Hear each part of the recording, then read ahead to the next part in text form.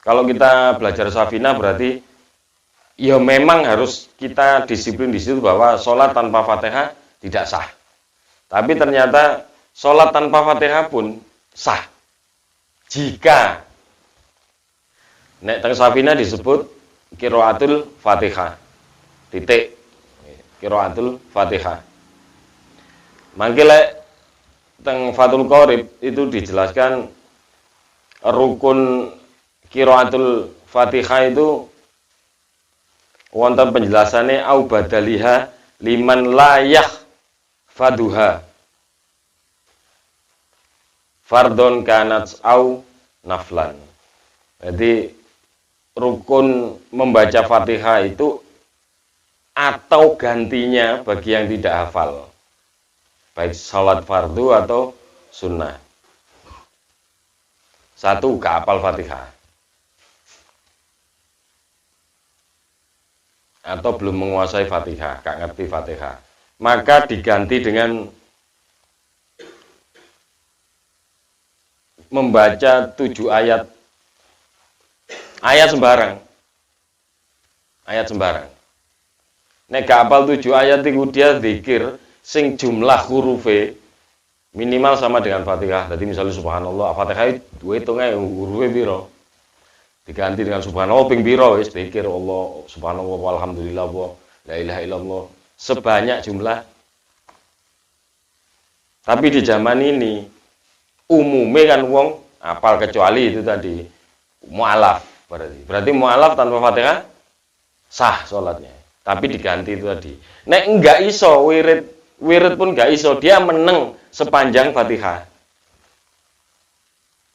Makanya kan ngeten, nek kita sinau Safinah tok, ya memang harus itu di anak-anak kita atau wong sing belajar pun itu didisiplinkan. Mu'alaf pun kudu Fatihah ya kudu hafal. Lek guru ngapal atau belum bisa, maka tetap sah carane ini. Tapi nek dhewe ana kesempatan belajar ya kan wajib belajar. Nah, awake dhewe sing wis hafal Fatihah tanpa Fatihah salatnya sengaja meninggalkan maka gak sah. Paham ya? Jadi sebenarnya Islam itu memberikan ruang yang banyak. Tadi makanya nek disinawake kan gak gampang tidak mengesahkan. Gak sah kon. Kan lihat situasi kondisinya dulu. A'udzubillahi minasyaitonirrajim. Bismillahirrahmanirrahim. Alhamdulillahirabbil alamin. Arrahmanirrahim. Maliki yaumiddin. Iyyaka na'budu wa iyyaka nasta'in. Ihdinas siratal mustaqim. Siratal ladzina an'amta 'alaihim ghairil maghdubi 'alaihim waladdallin. Amin. Alhamdulillahirabbil alamin. Shalatu wassalamu ala sayyidina Muhammadin alladzi tarasta bi jamilil aqwan. Salatan yatasilu biha ruhul musalli alaihi fa yambasitu fi qalbihi nuru sirri ta'alluqihi bi wa hubbi wa yaktabu biha bi inayati lahi fi hisbi. Subhanaka la ilma lana illa ma 'allamtana innaka antal alimul hakim. Rabbi shrah li sadri wa yassir li amri wahlul 'uqdatam min lisani yafqahu qawli. Amma ba'du. Alhamdulillah nerusaken fikih. Kula baleni sampai di Al-Fatihah.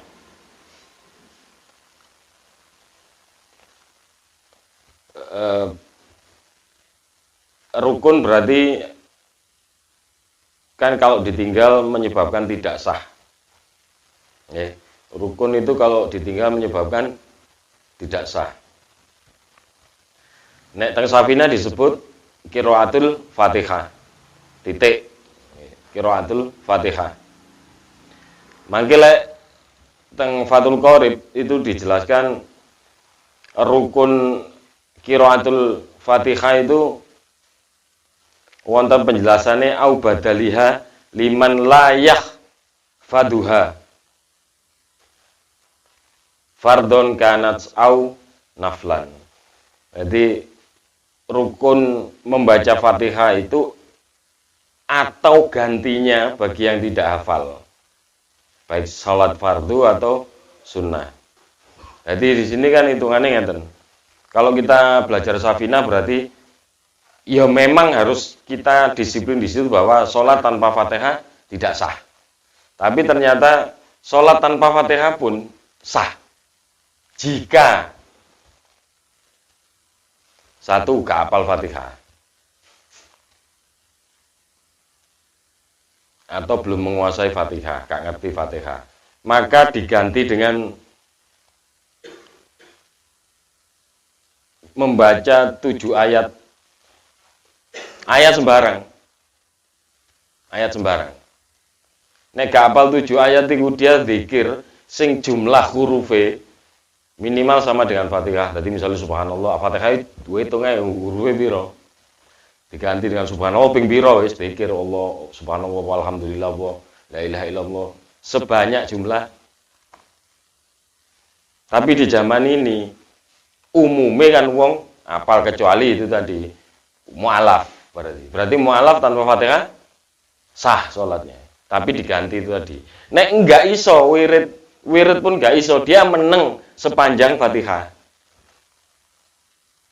Makanya kan ngeten, nek kita sinau Safina tok, ya memang harus itu di anak-anak kita atau wong sing belajar pun itu didisiplinkan. Mu'alaf pun kudu Fatihah ya kudu hafal. Lek guru ngapal atau belum bisa, maka tetap sah carane ini. Tapi nek dhewe ana kesempatan belajar ya kan wajib belajar. Nah, awake dhewe sing wis hafal Fatihah tanpa Fatihah salatnya sengaja meninggalkan maka gak sah. Paham ya? Jadi sebenarnya Islam itu memberikan ruang yang banyak. Tadi makanya nah di sini kan gak gampang tidak mengesahkan. Gak sah kon. Kan lihat situasi kondisinya dulu.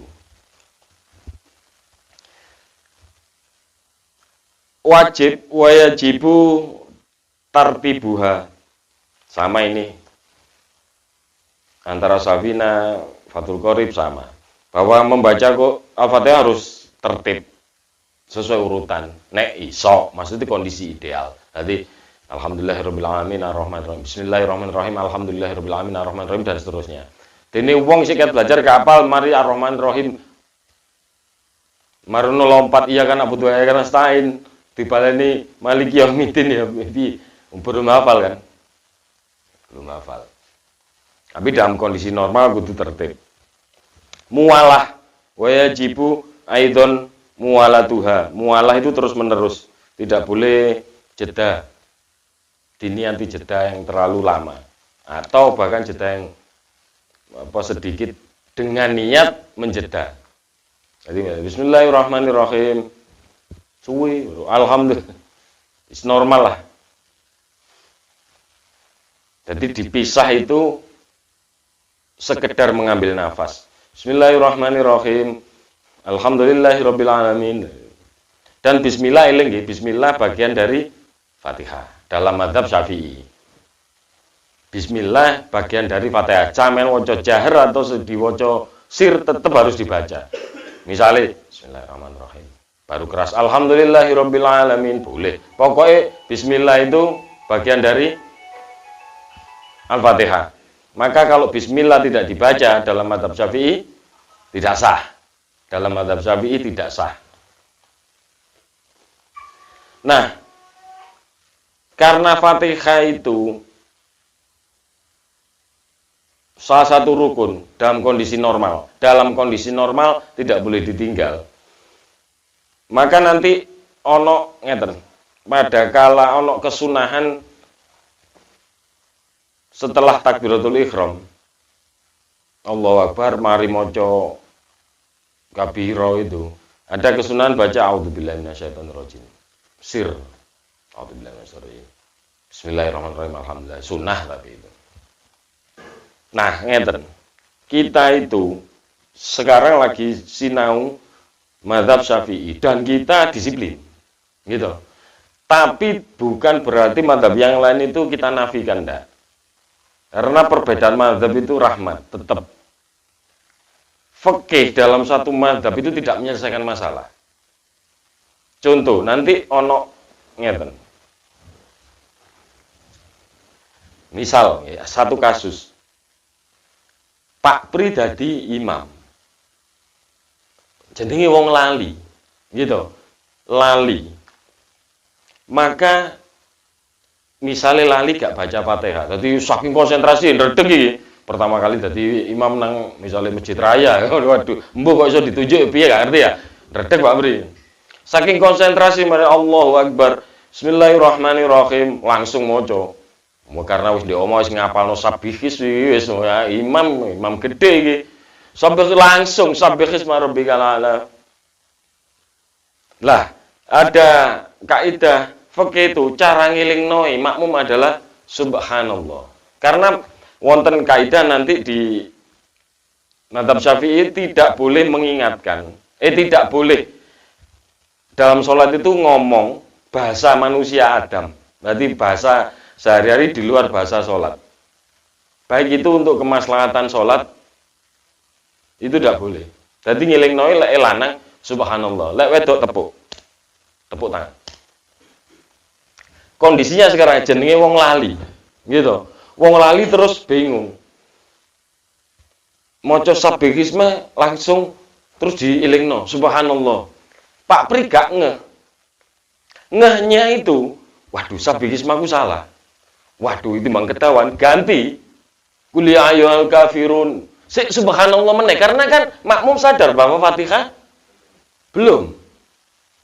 Wah, kok salah meneh? Wis kul huwae. Kul wallahu ahad, wis iki pasti bener lek kul hu. Wong kul huwae lek gitu. Nanti bang sabihis malali ya. Tapi tetap gak ngeh. Ayo, masalah toh. Jadi fikih itu tetap menyisakan masalah nek kita itu. Makanya Mbah Hasyim Asy'ari itu memberikan kaidah-kaidah fikih detail. Detail. Lah di dalam apa kasus kayak ngonon kita intikal madhabe Maliki. Di dalam madhab Maliki boleh kondisi berbicara dalam sholat demi kemaslahatan sholat itu. Jadi ya akhirnya bayang kebetulan dereng pateka. Tapi ya biasa aja ambek seperlunya. Lah iya, bayangkan nek ono kasus ngono dan itu banyak terjadi. Banyak terjadi. Gua tahu nemoni ngono. Golek takbir model pun di fikih Syafi'i susah.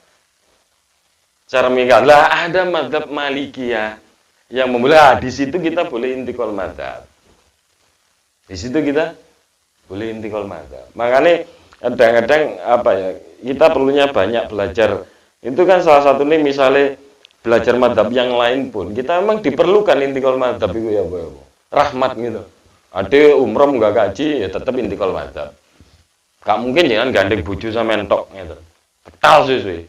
Gak mungkin jangan gak berdesaan dengan wanita lain pada saat di Mekah.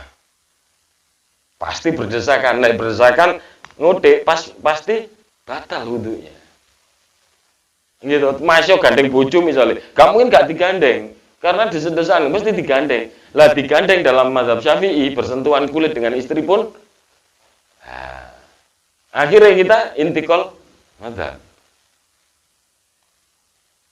Makanya dirose sing terkenal dari si Iri Gustur gitu. Ojo mu ngaji syariat bloko. Maknanya kita membuka ruang yang panjang untuk belajar mazhab yang lain. Tidak, tadi kan gak satu gak gampang menyalahkan, yang kedua ia tetap selamat dalam beribadatan. Subhanallah, masuk ping 5 lho, iki wis bener. Akhirnya imame bingung. Kate terus piye? Ya itu tadi, dereng kulhu, dereng pateka. Dereng pateka. Jadi kita belajar fikih kuwi jelimet.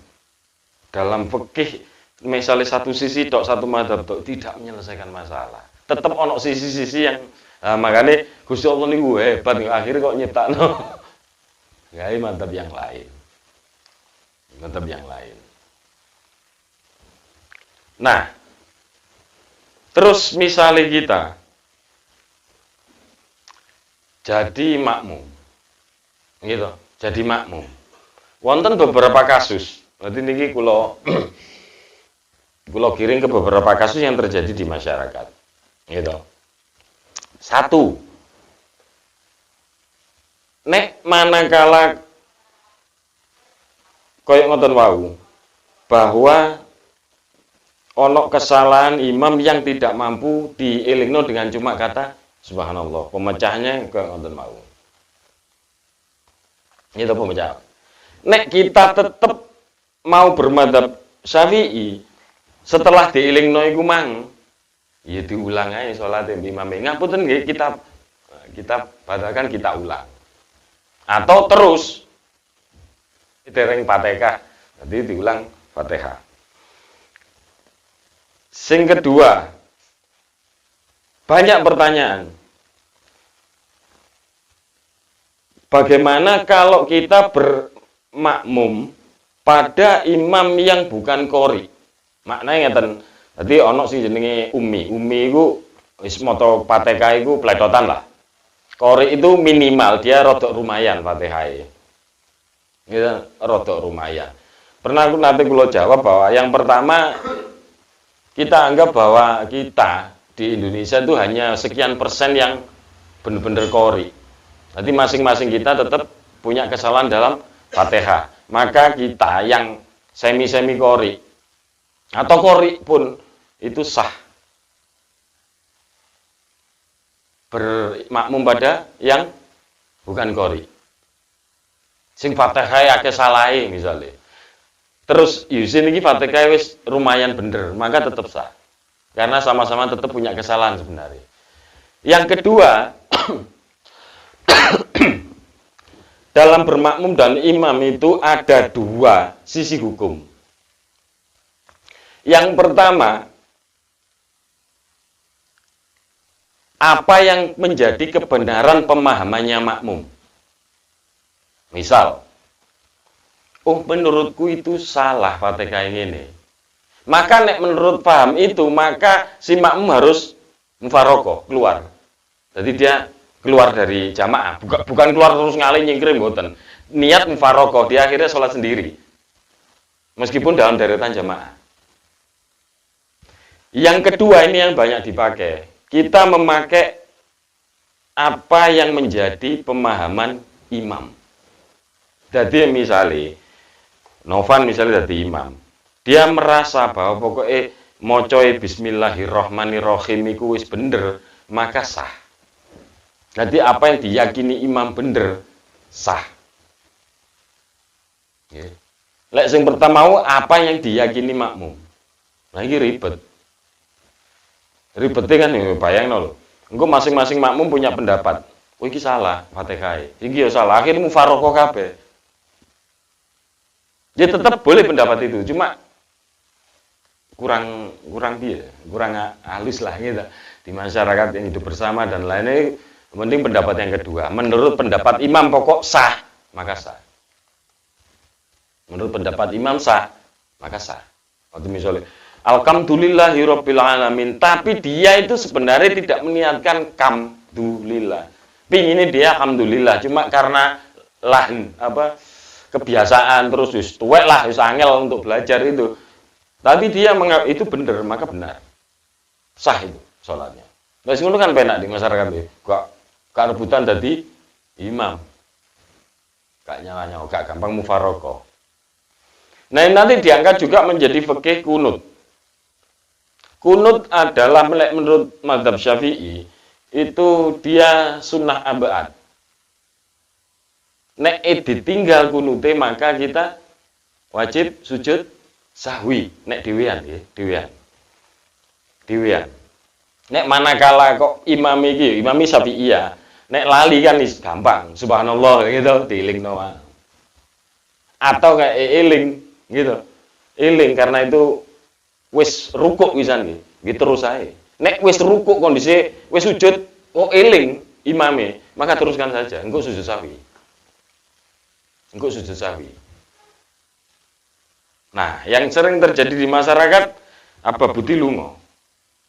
Terus kebetulan sholat subuh itu di masjid Muhammadiyah. Lah, imam tidak memakai kunut piye, kita pakai sing itu tadi. Pendapat kol bahwa menurut imamnya itu bener, menurut madhabnya. Maka kita terus aja sholat. Yo gak ngoyo kudu kunut dhewe. Gak kudu ngoyo kunut dhewe. Karena Menurut Mbah Hashim Asy'ari, yo menurut ulama fikih sih, apa yang menjadi kebenaran satu mazhab sing imam itu meyakini kebenaran mazhabnya, maka bagi makmum sah. Berarti waduh imamnya kok Cak Fitri ya, Cak Fitri. Cak Fitri Muhammadiyah pas subuhan, Kak adik kunut. Apa bukti piye? Terus ikuti imamnya. Jane menurut fikih itu enak tuh hasilnya. Asli menurut fikih itu enak. Karena kita misalnya ngaji ini terbatas safina, lek gak kunut kok kudu sujud sahwi ya. Kondisi itu kan tidak dibahas. Maka jadi kadang-kadang iso ngalih ngulang meneh salat pindah salat.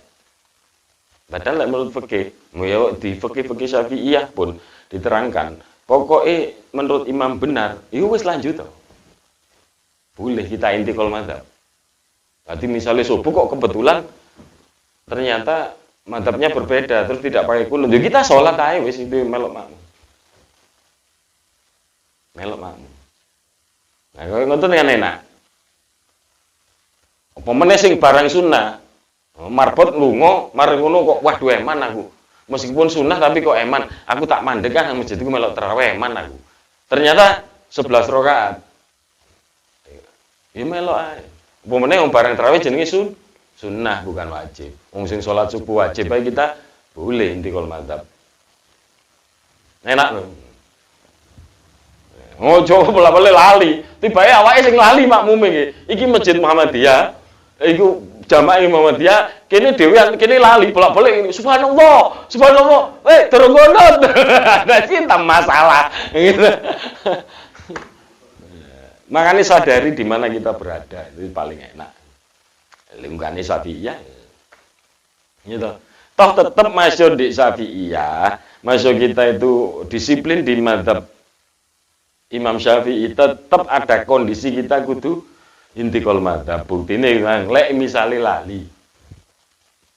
Gitu, lali. Durung pateka, iku mang dereng pateka. Subhanallah ping 1000 jenenge gak ngerti iki salahku ndi gitu. Dereng pateka. Meskipun nanti ini di bahasan ini sebenarnya sholat berjamaah. Cuma perlu ya kula utek-utek sakniki. Terus misal malih bah dewe atau berjamaah, dewe atau berjamaah. Sholat duhur jenenge wong lali nggih, jenenge wong lali. Ternyata duhure cuma 3 rakaat. Atau 2 rakaat jenenge lali. Salam. Selesai toh? Selesai.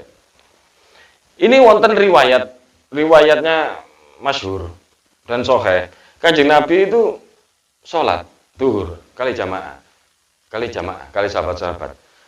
Setelah salam, beliau pulang.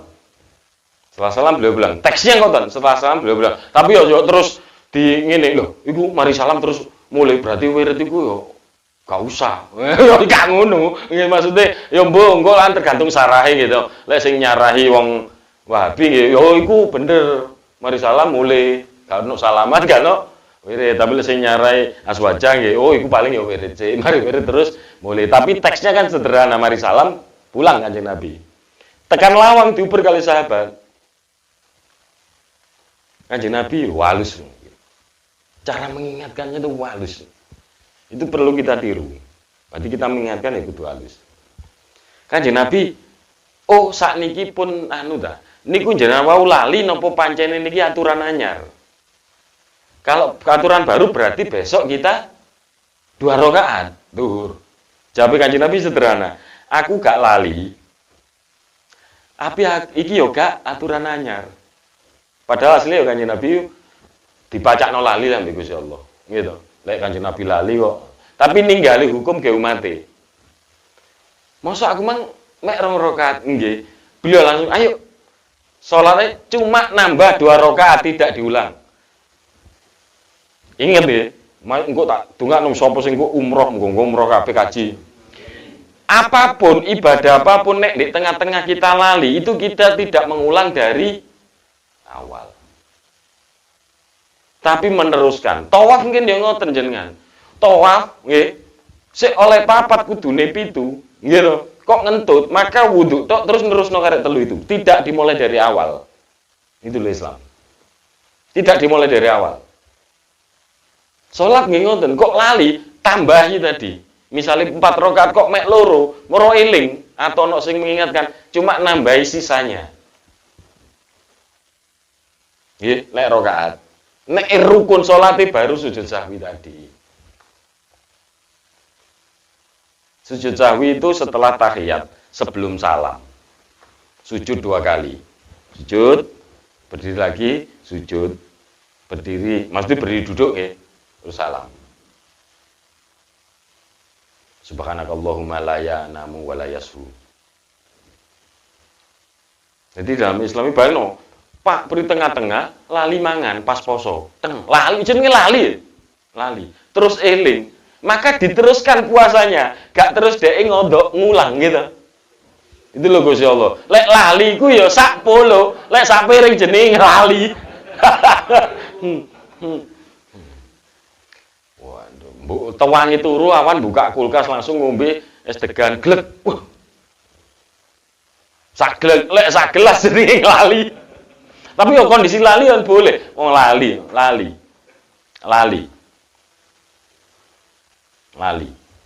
Jenenge lali kok. Rukuk ya sederhana lah. Pokoknya ngeten istilahnya. Fikih itu kula baleni. Fikih itu adalah bahasan manakala kondisi ideal. Kondisi apa? Kondisi tubuh, kondisi kejiwaan, kondisi lingkungan, kondisi sekitar. Bahasan fikih itu kondisi ideal.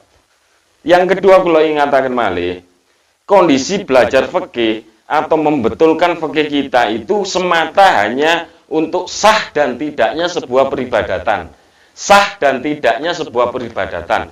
Duduk ngurus diterima apa enggak Eling nggih. Meskipun kita ketat nanti di fikih tetap molor. Tetap lek ngene-ngene gak apa-apa ono ngene. Ngene gak gak apa-apa kok ono ngene, ono kaul ngene, ono pendapat ngene. Jadi fikih itu gak kudu atos karena mengikuti kondisi.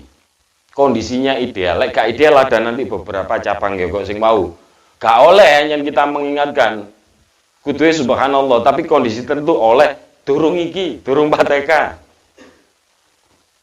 Ono ulo kobra, dalam sholat harus batal.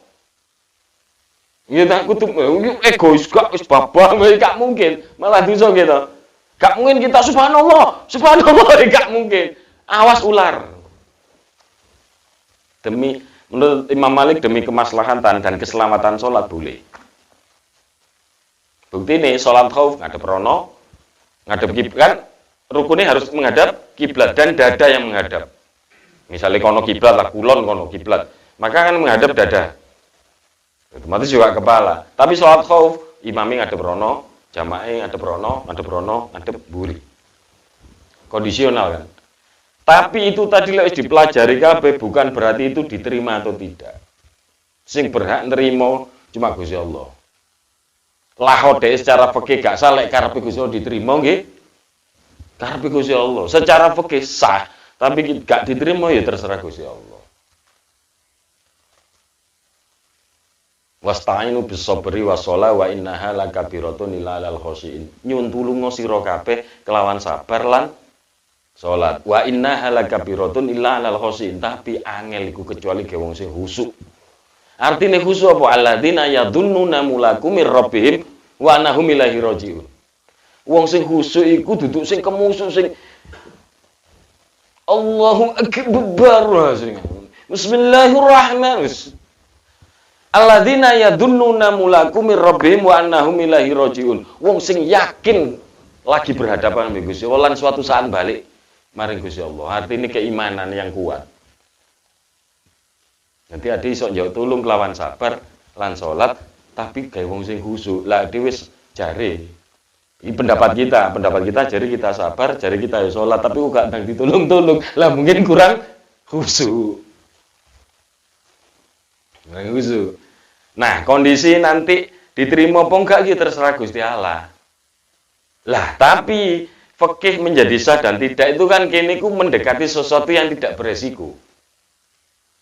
Maksudnya ngeten. Kanjeng Nabi misalnya dawuh, "Sholato Lek sujud itu ala sab'a a'dhamin. Jabhat, bathuk, iki gitu. Terus wis bapak kan diterima gak diterima urusan Gusti Allah nggih mboten ngoten gitu. Meskipun diterima kuwi urusan Gusti Allah. Tapi lek mendekati kebenaran itu kan nggih relatif. Nah, kita punya harapan yang lebih. Bayan ngaku dadi pamong gitu, tapi ndek kono gak tahu absen, gak tahu kerja, terus njuk bayaran. Dikei ya tergantung lurahe gitu. Misalnya lurahnya ngomong wis gak apa-apa gak kerja tak kei. Tapi kemungkinannya secara logis kan berapa persen? Meskipun itu hak Gusti Allah. Jadi ya tetap kita beneri fikih. Beneri fikih. Dalam fikih mesti wonten tasawuf. Buktine mang. Oh iya ya ternyata begitu mudahnya Gusti Allah. Berarti kini sadar, kini tambah. Lho iya, kudune wong iku ngadeg salat, tapi lek gak kuat gak apa-apa lungguh. Gak apa-apa lungguh. Mumpung ngadepi lungguh ini memang pokoknya kita ngobrol, kita kula sampaikan tidak berurutan mungkin. Bahwa berdiri itu juga bagian dari rukun salat. Sing kuat, sing gak kuat lungguh. Duduk bagaimana yang paling baik? Duduk iftirosi. Ya tidal, di titik ya.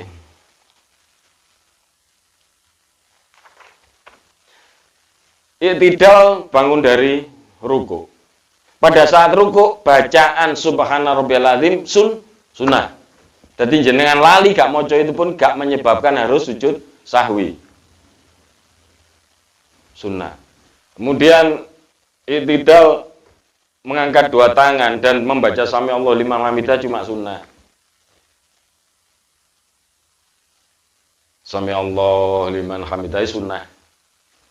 Sunnah. Pembacaan sami Allah liman hamidah Rabbana wa lakal hamdu mil'us samawati wa mil'ul ardi wa mil'u ma syi'ta min syai'in ba'du sunnah. Turun sujud, bacaan sujud sunnah. Duduk di antara dua sujud, duduk di antara dua sujute wajib, bacaane sunnah. Tapi weman lek niku gak diwaca. Rabbi firli warhamni wajibuni arfani wa sujudi wa afini wa afani. Lek pas warzukni banter biasa. Rabbi, lek pas Rabbi firli biasa Rabbi firli warhamni wajibuni arfani. Warzukni biasa iku mantep lek warzukni. Entah, doa. Memang unsurnya doa. At-tahiyat. Nggih, at-tahiyat, tasahud. Di tasahud itu wajib, hukumnya wajib. Nggih. At-tahiyat itu hukumnya wajib. Salam yang wajib, salam pertama, assalamualaikum. Yang pertama, yang kedua itu sunnah. Nek madzhab Syafi'i, assalamualaikum warahmatullahi itu ya. Tapi yang ke kirinya sunnah tetap sama. Tapi yang aja ya, ini pisan lah gitu. Ini yang ini pisan. Mau salam gitu, assalamualaikum. Sing kanan, sing apik, sing ganteng, sing sugih, sing positif disalami. Yus menisan lah. Assalamualaikum. Sing elek, sing jin, sing apa, sing melarat anu ya tetep disalami. Itu loh Islam indahnya. Kak salam kanan tok. Buktine ngeten. Kita menganggap satu orang alim. Wadi wapi, boleh tetep. Tapi sing bodhe tetep. Karena sing bodhe kadang sing membahas satu hukum. Kayak contohnya zaman Kanjeng Nabi. Ya kok contoh niki wau. Ayo. Wong alim karena ngerti fikih tapi setengah-setengah. Iki piye lek ngelingno iki? Gitu, contoh Fatihah lali mang lho. Tapi wong rodok berandal titik. Lek durung Fatihah luwani, tapi justru bener. Nah ini kita nggak bisa menilai sesuatu itu satu sisi dok. Ya wong alim tetep apik, wong murahan tetep ono apike. Nah yuk. Salam kanan, yo kiri yo disalami. Sing kanan itu. Sing apik tok di rumah tuh sing elek-elek sapa sing rumah. Sing sugih tok terus sing melarat sapa. Salam. Wis muga-muga dengan kita belajar fikih ini wis kita cuma berharap siji. Aku dadi umat Kanjeng Nabi mendapat barokahnya, mendapat syafaatnya, lan angsal mahfirah lan rahmati Gusti Allah taala. Al-Fatihah. Ar-Rahmanir-Rahim Maliki yaumiddin. Iyyaka na'budu wa iyyaka nasta'in ihdinas siratal mustaqim. Siratal ladzina an'amta 'alaihim ghairil maghdubi 'alaihim waladdallin. Amin. Ilahi lastulil firdausi ala wala aqwa 'alan naril jahimi fahabli taubatan waghfir dunubi fa innaka ghafirud dzambil azimi. Allahumma shalli ala sayyidina wa maulana Muhammad